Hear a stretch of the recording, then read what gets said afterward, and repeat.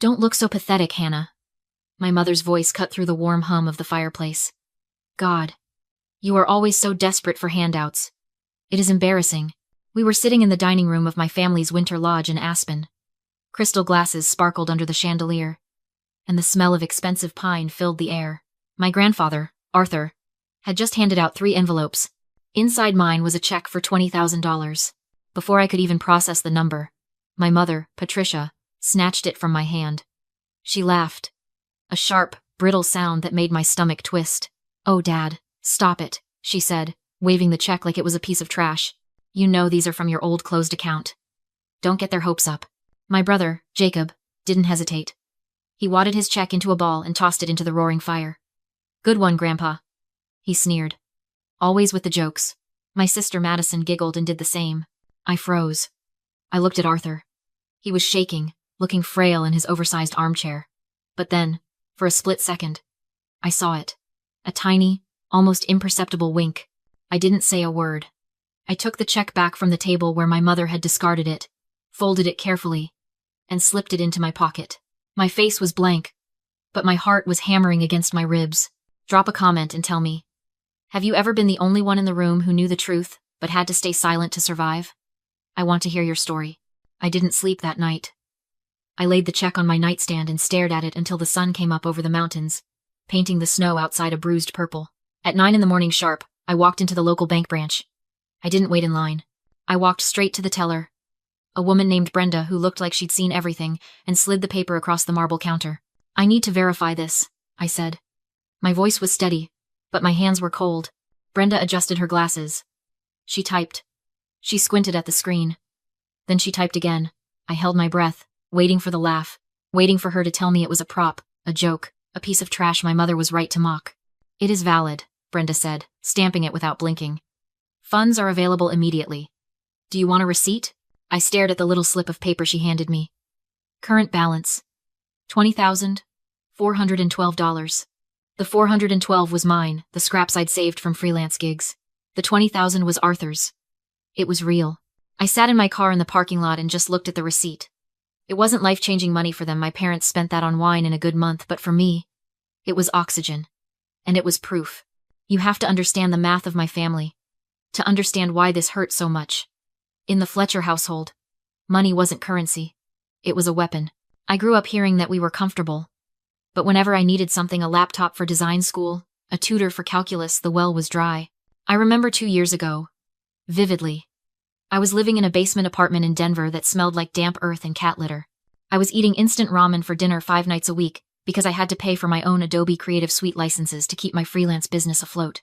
I asked my father, Gregory, for a small loan, just $2,000 to upgrade my graphics card so I could render 3D models faster. He looked at me over his rimless glasses and sighed. "Hannah, we can't just hand out money. You need to learn the value of $1. If you can't fund your little art hobby, maybe you should get a real job." 2 days later, my brother Jacob drove up the driveway in a brand new Range Rover. $80,000. He didn't have a job. He had a concept for a tech incubator that never hatched. When I asked my mother about it, she waved me off. "It is for his image, Hannah. Jacob needs to look successful to attract investors. It is an investment. You wouldn't understand. You don't have a business mind." That phrase, "you don't have a business mind," was their favorite cage. They used it to justify everything.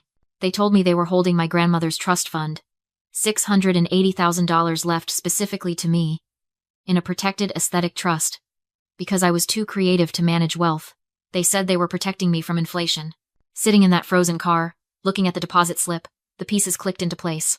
The Range Rover, the constant vacations, the investments in Jacob's failed startups. It wasn't family money. It was my money. They weren't protecting me from inflation. They were protecting their lifestyle from my ownership. I looked at the receipt one last time. I didn't feel the relief I expected. I felt a cold, sharp clarity. They thought I was just an artist, someone who colored in the lines. They forgot that my job isn't just making things pretty. My job is noticing when a pixel is out of place. My job is seeing the structure behind the facade.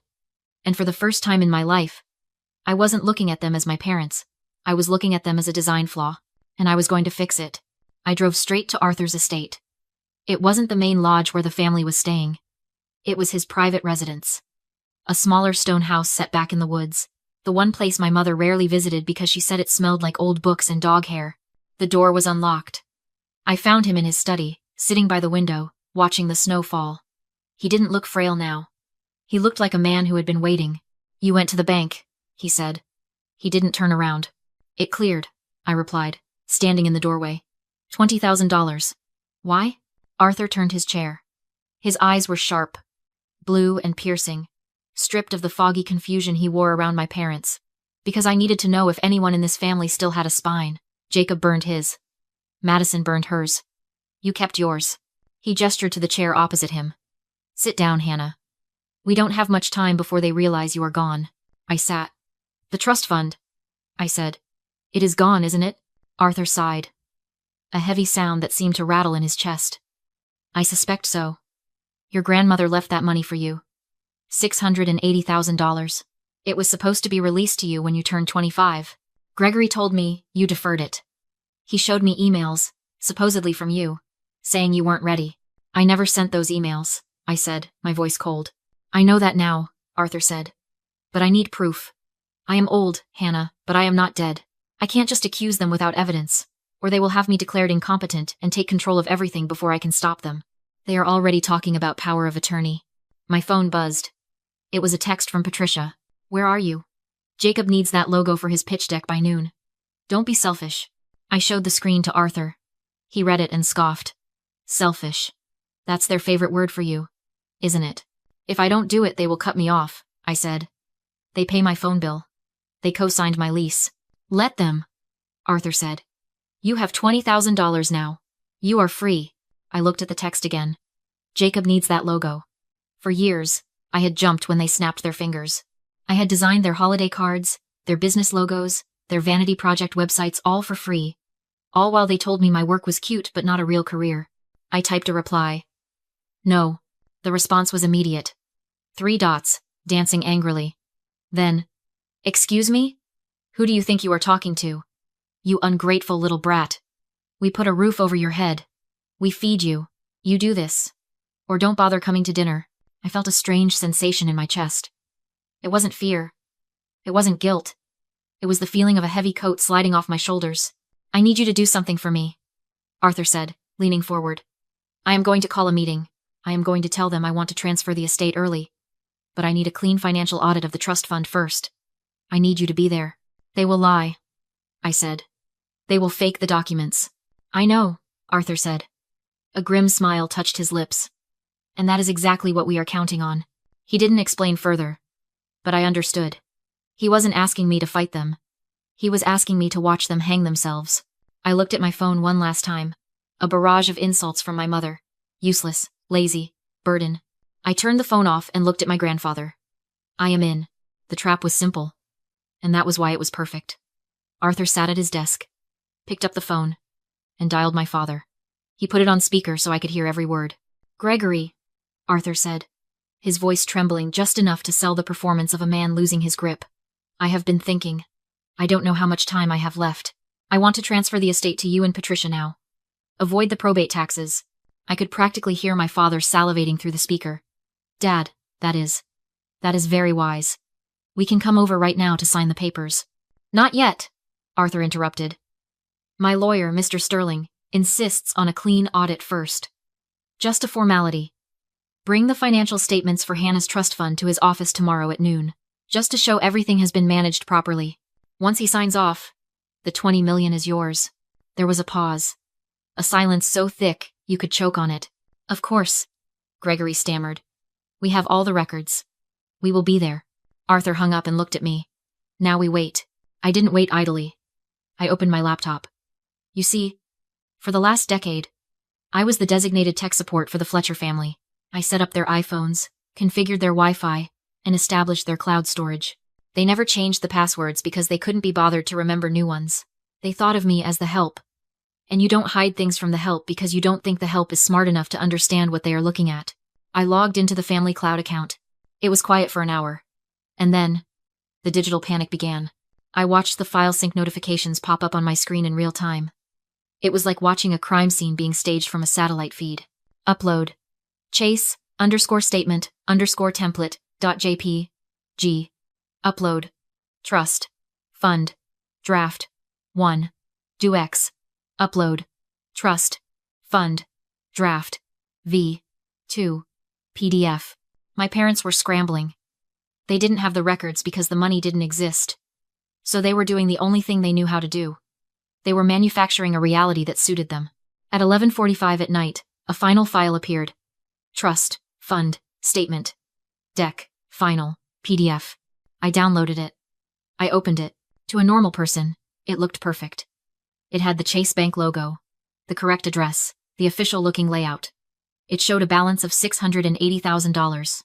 It looked legitimate, but I am not a normal person. I am a graphic designer. I spend 12 hours a day staring at typography and grid systems. To me, a document isn't just words on a page. It is a mathematical construct. I opened the PDF in Illustrator and zoomed in. 300%. 600%. 800%. And there it was. The arrogance of the amateur. This is what psychologists call the Dunning-Kruger effect, when incompetent people are too incompetent to realize how incompetent they are. My parents thought graphic design was just drawing pictures on a computer. They didn't respect the discipline. So they didn't know the rules. They had used the wrong font. Chase Bank uses a proprietary typeface, a specific weight of San Francisco or Helvetica, depending on the year. The numbers on this statement, specifically the balance section, were in Arial. I toggled the grid overlay. The alignment was off. The 6 and the 600,000 was floating 3 pixels higher than the $sign. The kerning the space between the characters was uneven. It was a copy-paste job. They had taken a screenshot of a real statement, erased the low number, and typed a high number over it using a default system font. It was sloppy. It was insulting. And it was exactly what we needed. I checked the file metadata. Created. Yesterday. 11:42 p.m. Application. Adobe Photoshop, CS6. Author. Gregory's MacBook Pro. They hadn't just lied. They had created a digital fingerprint of their crime. They were so confident in their own superiority. So sure that Arthur was senile and I was stupid, that they had handed me the murder weapon with their prints all over it. I saved the file to my external drive. Then I saved the metadata report. I looked at Arthur. They took the bait. Did they do a good job? He asked. No, I said, closing my laptop. They used Arial. Arthur smiled. See you in the boardroom. The conference room at Sterling and Finch was designed to intimidate. It was all mahogany and glass, suspended 20 floors above downtown Denver. Outside, a blizzard was raging, turning the city into a white blur, but inside, the air was still and warm. I sat in the far corner, near the audio-visual cart. My laptop closed on my knees. Mr. Sterling, Arthur's attorney, sat at the head of the table. He was a man who spoke in billable hours, and right now, he was silent. Arthur sat to his right, looking small in his wool cardigan, his hands trembling slightly on the polished wood. At exactly noon, the heavy double doors swung open. My parents entered like they were walking onto a yacht. Patricia was wearing a floor-length fur coat that probably cost more than my entire college education. Gregory was in a bespoke suit, shaking snow from his shoulders, with an air of annoyed importance. They didn't look at me. To them, I wasn't a player in this game. I was part of the furniture, just another piece of equipment in the room. Sorry we are late, Gregory boomed, taking the seat opposite Arthur. He didn't sound sorry. He sounded like a man who had already spent the inheritance in his head. The roads are a nightmare. But we brought everything. He slid a thick, bound folder across the mahogany table. It hit the wood with a heavy thud. The full accounting, Gregory said, flashing a shark-like smile. You will be pleased, Dad. The trust fund has actually grown. It is sitting at just over $700,000. We have managed it conservatively, of course, to protect Hannah's future. Arthur didn't touch the folder. He adjusted his glasses, hands trembling just enough to sell the act. My eyes, he muttered. The numbers blur. I can summarize, Patricia said, reaching for it. No, Arthur replied, gesturing toward me. Hannah, put it on the big screen. I want the details. Big and clear. Gregory hesitated, then relaxed. To him, I was just tech support. Not a threat. Go ahead, he said. As I connected the laptop, Patricia hissed. Don't break anything. Try not to embarrass us. Don't worry, I said evenly. I'm good with visuals. The document filled the 80-inch screen. $680,000. Clean. Convincing. Everything's in order, Gregory said. Arthur leaned forward. It looks impressive. I let the silence breathe. Then I spoke. You always said design was just drawing. Let me show you what it actually is. I zoomed in. The balance exploded across the wall. This 6 floats 3 pixels above the baseline, I said.